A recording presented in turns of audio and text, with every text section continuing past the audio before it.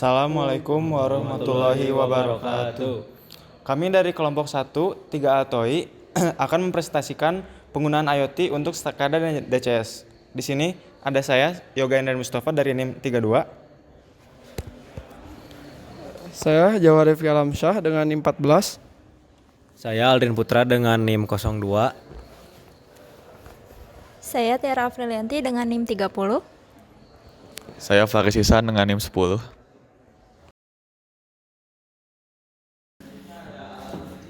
Selanjutnya kita masuk ke latar belakang dan masalah.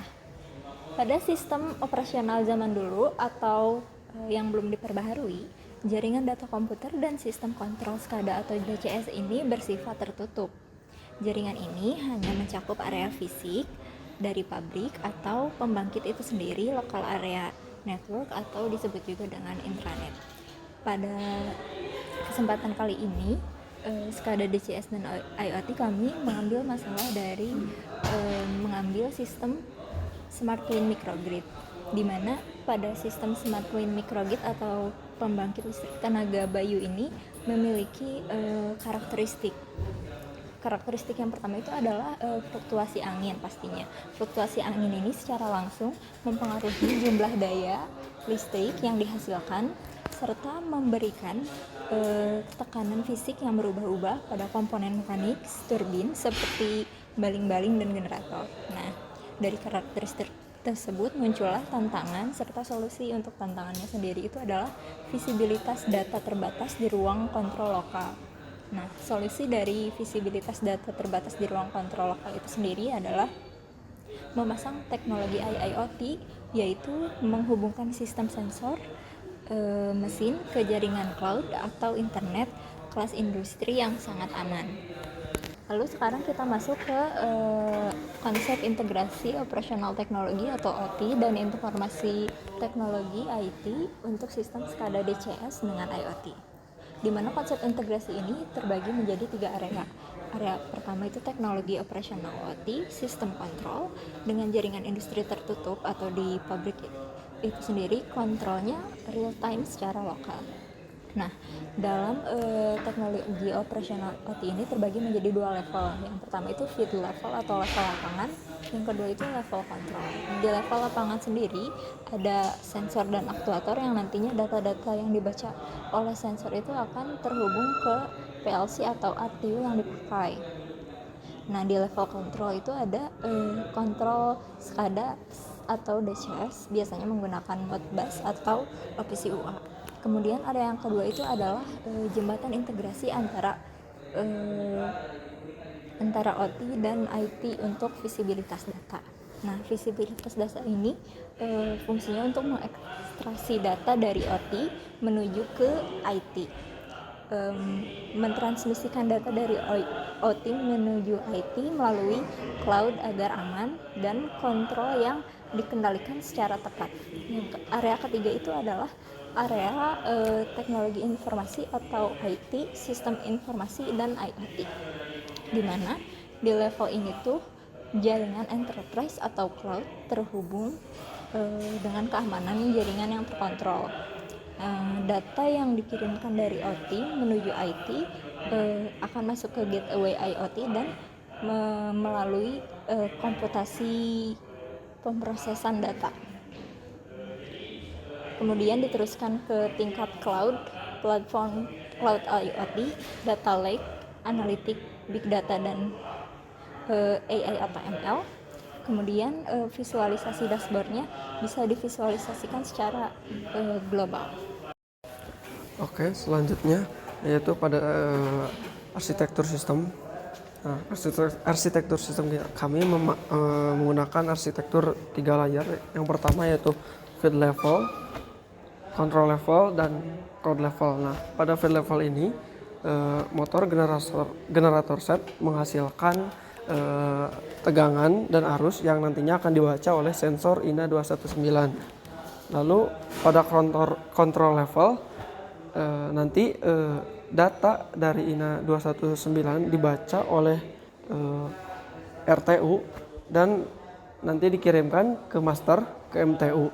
Selanjutnya pada cloud level nanti data dari MTU dikirimkan melalui MQTT broker ke web dashboard untuk ditampilkan data-datanya.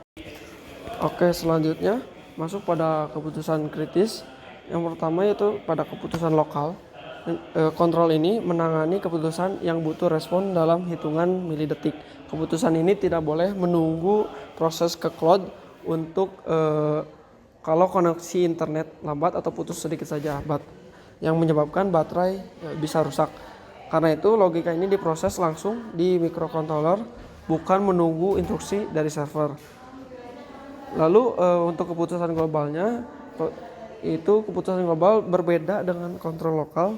Kontrol global berfungsi untuk analisis data jangka panjang yang tidak butuh respons instan. Berbeda dengan kontrol lokal, kontrol global berfungsi untuk analisis data jangka panjang yang tidak butuh respon instan. Oke, sekarang kita lanjut ke slide ke-6 yaitu evolusi antarmuka HMI tradisional dan dashboard web.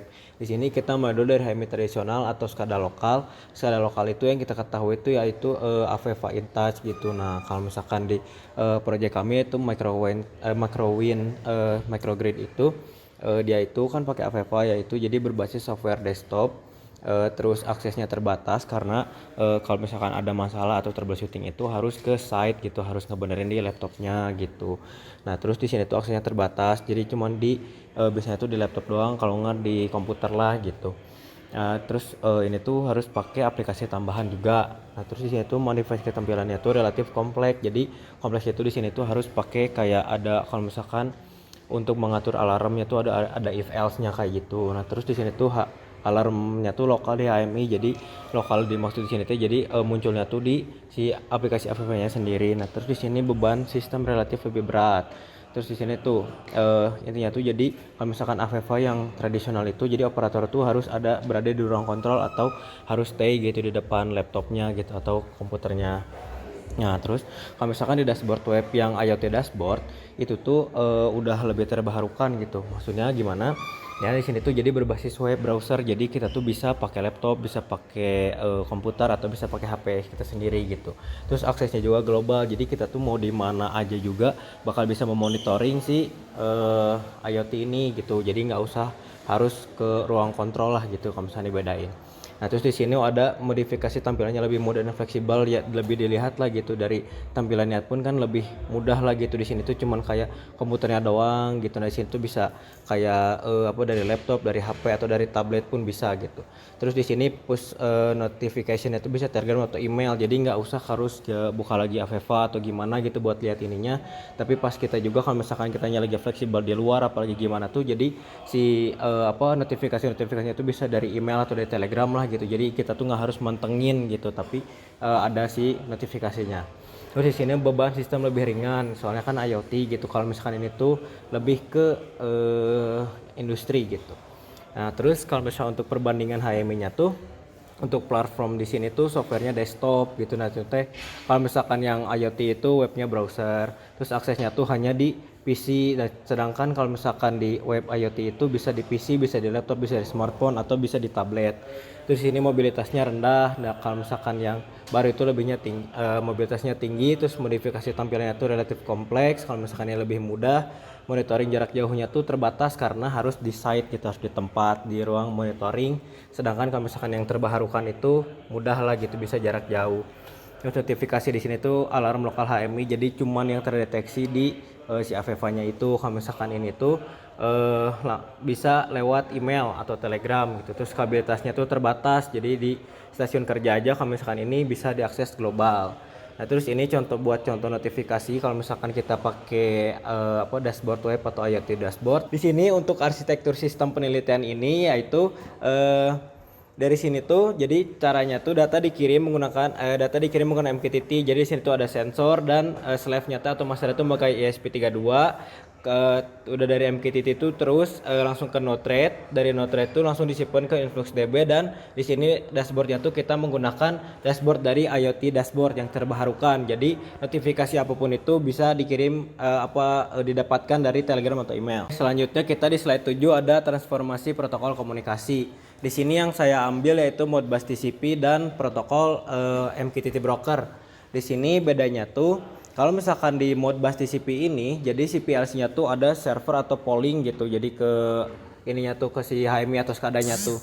Jadi polling yang dimaksud tuh jadi Modbus di sini, jadi ke PLC itu bakal nanya terus gitu, ada data baru gak, ada data baru gak gitu, yang dimana itu tuh bakal boros bandwidth-nya gitu, jadi traffic si jaringan tuh bakal relatif besar gitu, karena kalau misalkan gak ada data terbarukan juga dia tetap nanya gitu, ada yang baru gak, ada yang baru gak gitu, jadi lebih boros lah gitu. Dari sini kurang efisien juga untuk jaringan seluler atau jarak jauh.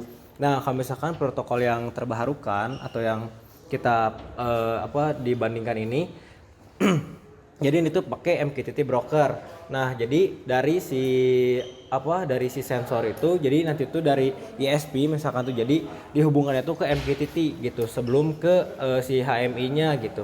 Nah, dari sini tuh jadi pola komunikasinya tuh publish dan subscribe.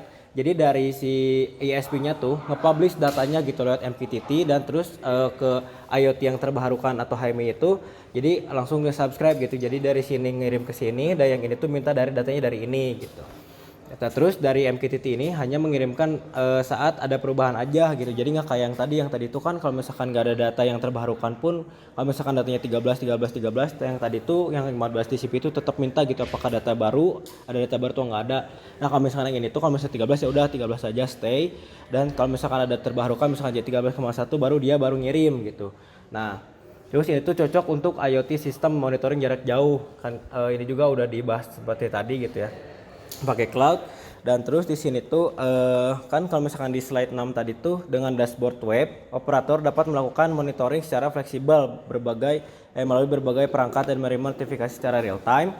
Nah kalau misalkan di slide 7 ini, namun agar data dari turbin dapat dikirim secara efisien ke dashboard web tersebut, diperlukan protokol komunikasi yang ringan dan cocok untuk jaringan internet. Oleh karena itu, penelitian ini menggunakan MQTT sebagai broker protokol komunikasi utama menggunakan pendekatan polling pada sistem industri konvensional. Selanjutnya adalah bagian dari cyber security yang dimana sistem SCADA itu yang terhubung ke jaringan perusahaan maupun internet itu rentan terhadap akses tidak sah seperti malware, ransomware, dan manipulasi data proses. Nah, gangguan jaringan pada komunikasi ini juga dapat menyebabkan hilangnya data yang akan menyebabkan kegagalan pengiriman data maupun kontrol kepada yang lain itu kan menjadi terkendala. Makanya diperlukan mitigasi. Nah, contoh mitigasinya itu adalah seperti implementasi firewall dan network segmentation untuk membatasi hak akses dengan jaringan SCADA-nya.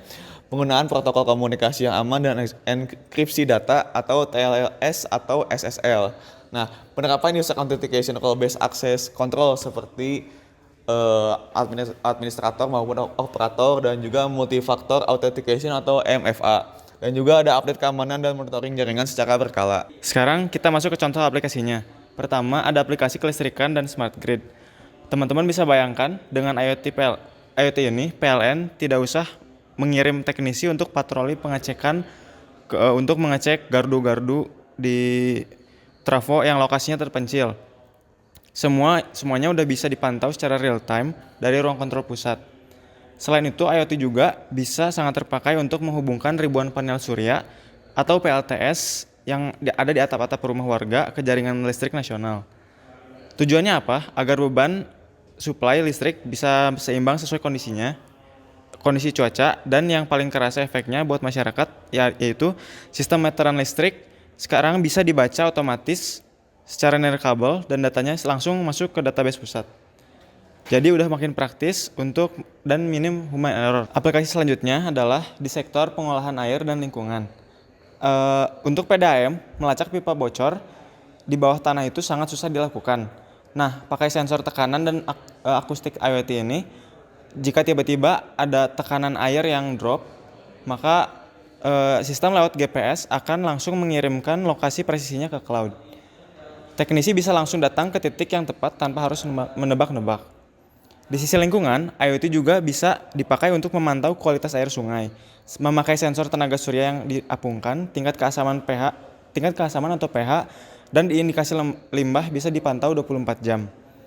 Bahkan sistem ini dapat diintegrasikan dengan pompa banjir otomatis. Jadi kalau sensor level air sudah memberikan status awas, maka stasiun pompa akan langsung aktif menyedot air dari jarak jauh untuk mencegah banjir. Contoh yang terakhir dan yang paling dekat dengan bidang otomasi industri yaitu sektor manufaktur. Jadi perpaduan antara SCADA, DCS, dan juga IoT ini melahirkan konsep yaitu Smart Factory atau pabrik pintar. Di sini semua itu saling berbicara satu sama lain, yaitu mesin produksi, lengan robot, conveyor, sampai sistem ketersediaan barang di warehouse. Manajer pabrik bisa mengecek efektivitas mesin atau OEE secara live dari dashboard mereka. Selain itu, jika ada satu mesin yang rusak atau gagal di tengah jalan, sistem yang cerdas ini bisa otomatis mengalihkan rute produksi ke mesin lain tanpa menunggu campur tangan manusia. Jadi produksi pabrik tetap berjalan lancar tanpa hambatan. Oke, selanjutnya untuk kesimpulan yaitu SCADA merupakan sistem utama dalam monitoring dan pengendalian proses industri secara real time. Penerapan SCADA juga akan meningkatkan efisiensi operasional, keandalan sistem, serta mempermudah pengambilan keputusan berdasarkan data. Integrasi teknologi seperti IoT Cloud dan sistem analitik memperluas kemampuan SCADA dalam pemantauan jarak jauh dan pengolahan data. Sekian. Baik, sekian dari kami. Terima kasih atas perhatiannya dan mohon maaf bila ada kesalahan. Wassalamualaikum warahmatullahi wabarakatuh.